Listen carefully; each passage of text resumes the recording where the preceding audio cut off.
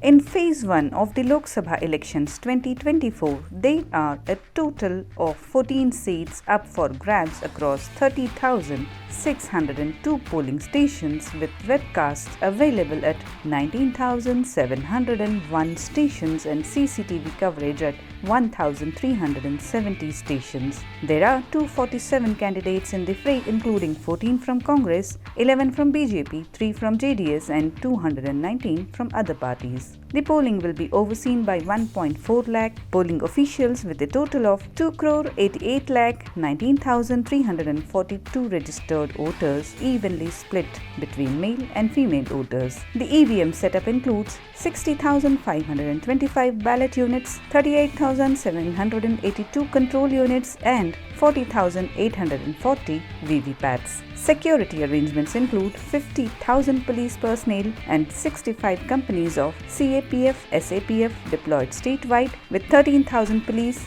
11 CAPF companies, 14 KSRP platoons and additional reinforcements at critical booths in Bengaluru.